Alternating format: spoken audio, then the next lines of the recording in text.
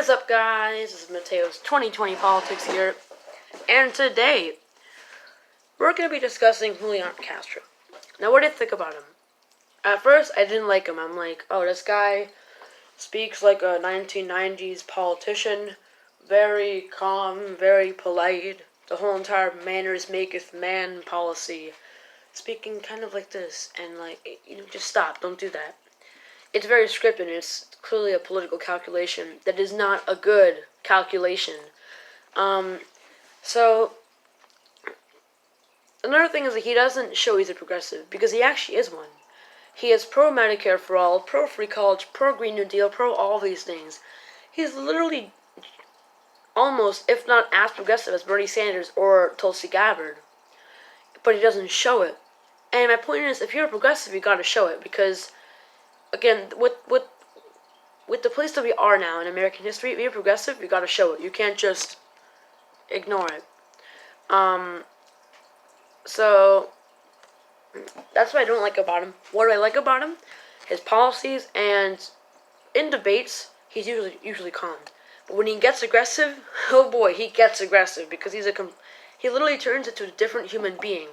He evolves from being AI number 123 from the establishment status quo robot factory.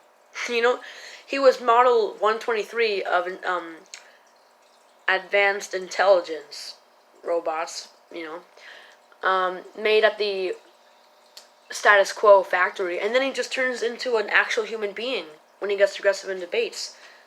So that's cool. I actually do. It does make sense, actually, that all the establishment Democrats are kind of robots. I bet they all have numbers in them. But, again, Castro is two different people. One time he's a, model 123 from the factory. Another time he's an actual human being. Which side do I like about him? Which side do I like better? Come on, it's obvious. I'm a progressive. I'm a Bernie bro. So, let's discuss what this video is about. I don't know why I'm stuttering so much today. But right now we have two announcements from Julian Castro. One, which is what the video is about, is that he needs to reach 800,000 donors, or rather $800,000, not donors, or he will drop out by October 31st. So he's trying the same strategy as Cory Booker. But then the other announcement he made like a week ago is, if I don't make it to the 5th debate at the end of my campaign. And I actually already made a video on this. This is being recorded on the 24th, but you will not see it until the 25th. Why is that? Well, because I was making this video, but in the middle of the video I got a text message from my mom, and it basically said, oh, Tim Ryan has dropped out.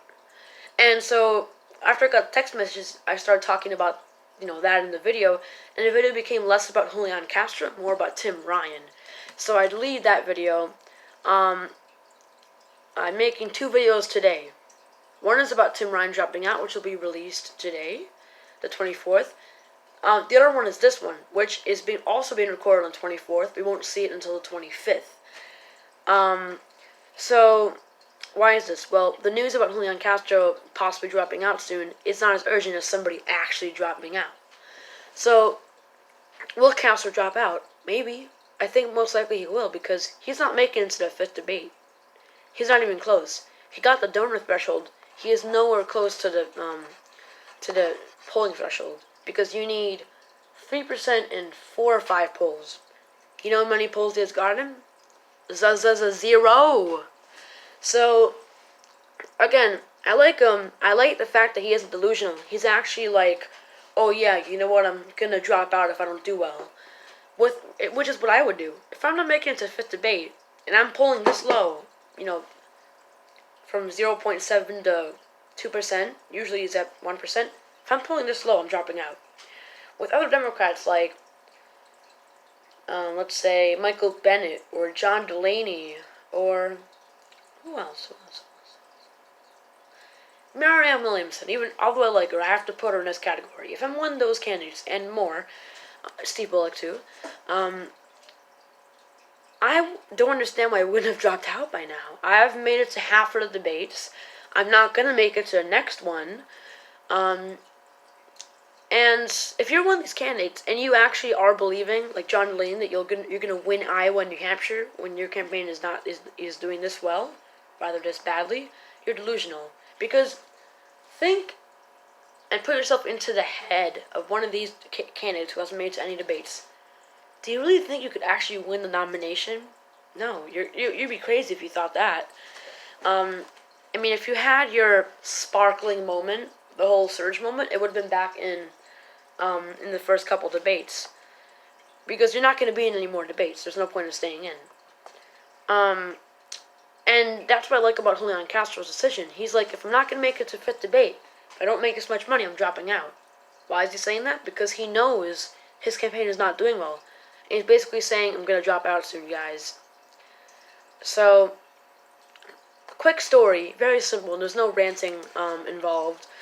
But again, my thoughts on this: Julian Castro will probably drop out on the 31st or November 14th, because it's a week before the fifth debate, November 20th. A week before would be the 14th, which is when they realized, if they qualified for not or not. Why am I stuttering? A week before the 20th, the debate is the 14th. On the 14th, the candidates all learn if they're going to make it to debate or not. Castro's not going to make it. He's not even close to making it, because he has no support at all. Although I do like him, even I could admit he has no support, and he's probably dropping out. Although I am a Bernie bro, of course. So, thanks for watching this video, guys, and bye. Summary of the video: Julian Castro, you may as well say, is going to drop out in a couple of weeks. This month, if not the first couple weeks of next month. So again, this has been recorded on the 24th, but you won't see it until the 25th. Thank you for watching this video, and bye.